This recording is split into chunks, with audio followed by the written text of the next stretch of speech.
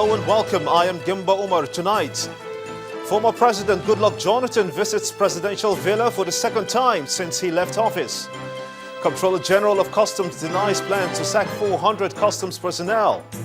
The European Union says it has committed over 4 billion naira to polio eradication in Nigeria.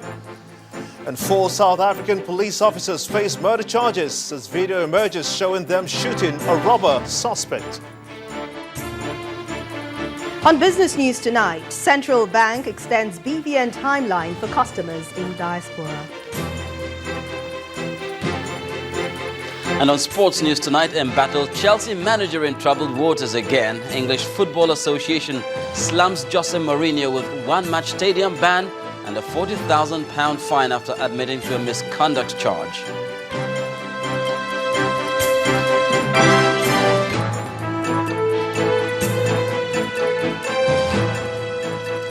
Tonight from the nation's capital, Abuja, where there has been some anxious moments for journalists and workers at the presidency today when they cited former President Goodluck Jonathan at the presidential villa in Abuja.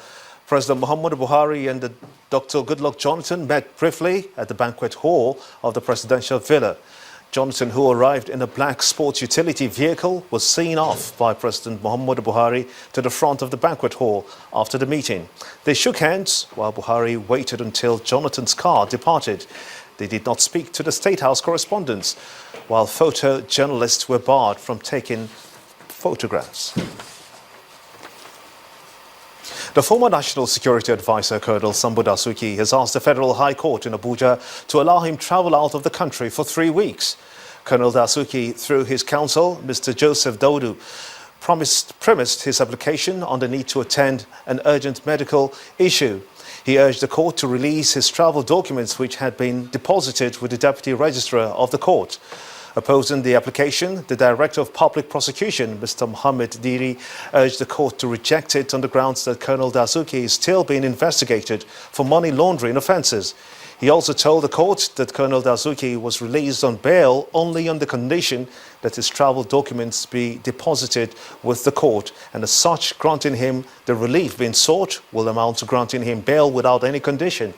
Colonel Dasuki is standing trial on a 5-count charge of possession of illegal firearms and money laundering charges, which he has denied. Ruling in the application has been fixed for Tuesday, the 3rd of November 2015.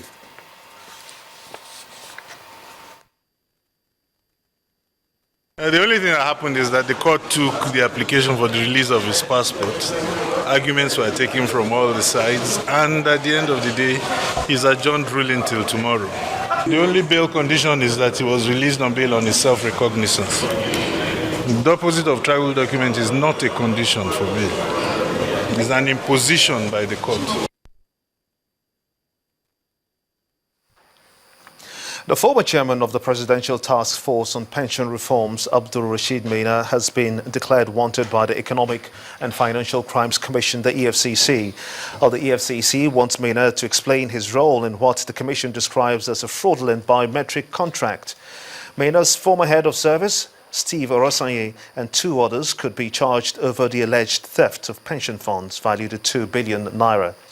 The EFCC says that Mr. Maina was on July the 21st in 2015 charged alongside Orosanye, Osarenho Afe and Frederick Hamilton B Global Services Limited before Federal High Court on the 24-count charge bordering on procurement, fraud and obtaining false pretense.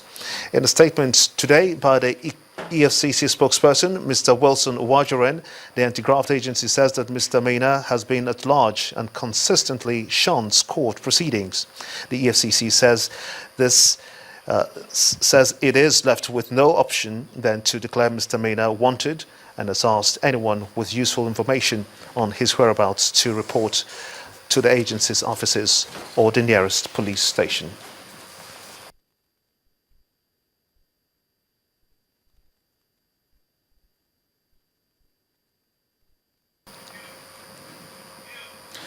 Well, Nigeria's economy is one that has defied common economic principles, but yet it remains up and running.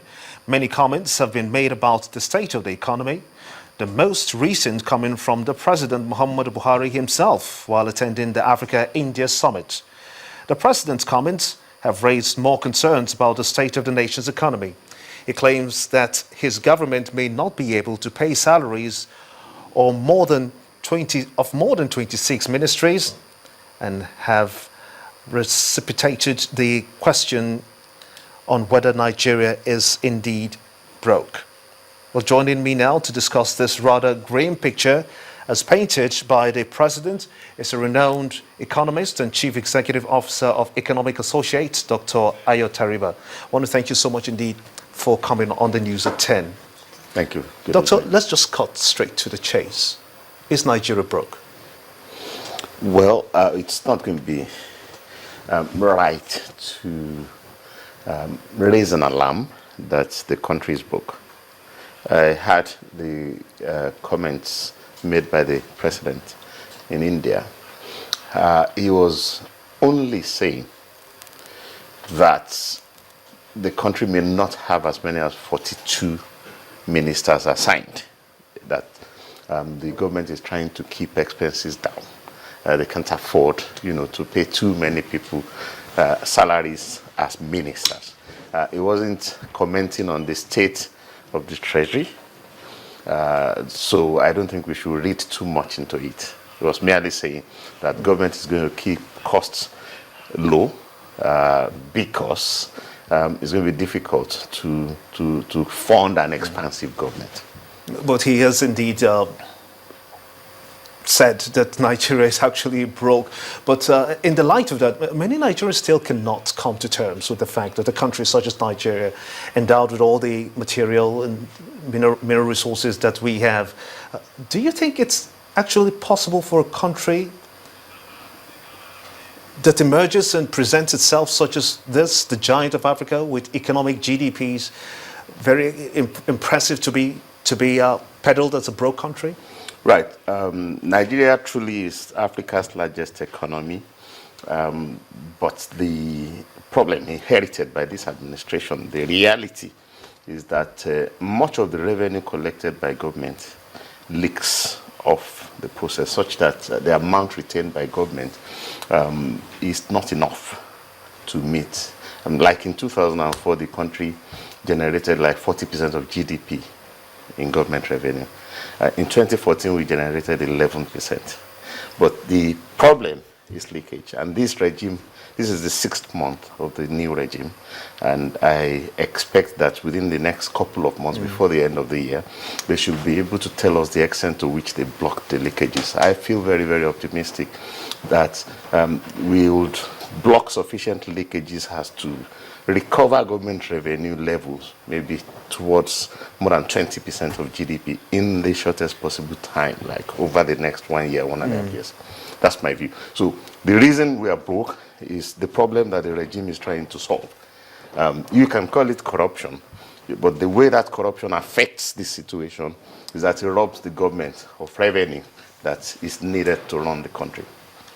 Now, President Buhari says that he may not be able to pay salaries for about 26 states, bringing so much for the 26 ministers. As you just said, that's a lot of concern for a lot of people. Could this disrupt the country's plan for socio-economic change, as the APC wants a change mantra? Well, I don't think we should exaggerate the comment made by the president that that the country is not willing to pay up to 42 ministers. But we should be patient. This is November already. And at some point before the end of the year, the regime will be obliged to lay before us the revenue estimates for next year. And perhaps tell us something about the changes in the revenue realities over the last 6 months. I think we should wait until then. If that was what you were alarmed about, then it would be right to be alarmed about it. But commenting on how many ministers to pay and then feeling alarmed about the fact that the president is saying he wants to cut costs may be taking the issue out of context. So I do not think that any of the remarks made by the president in India should trigger any alarm about the health of the government's finances. We should wait until the budget proposals are brought on the table in the next few weeks before we know whether there has been sufficient improvement to comfort us about the outlook, the fiscal outlook of the country. The former Minister for the Economy did say that Nigeria was facing recession. Is there any link between what she had said in the past and the realities of today? Are you referring to the comments she made a year ago? Yes. And when she announced austerity measures? Yes, that was true. That was when the oil price initially contracted. And at the time, there were, large-scale leakages from different aspects of the government revenue process. What she said a year ago had been the reason why their own regime had been voted out. And the new regime has been voted in. The handover had taken place since May. This is the 6th month since the handover.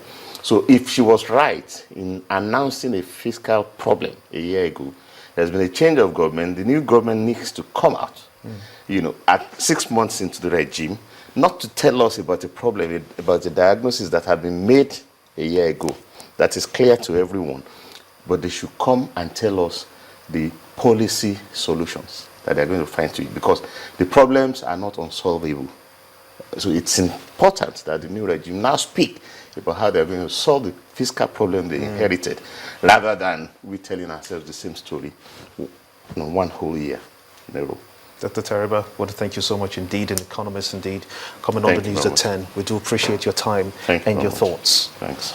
In part 2, after the break, Senate Committee on Environment laments state of roads in Anambra State and Abia State. Join us again.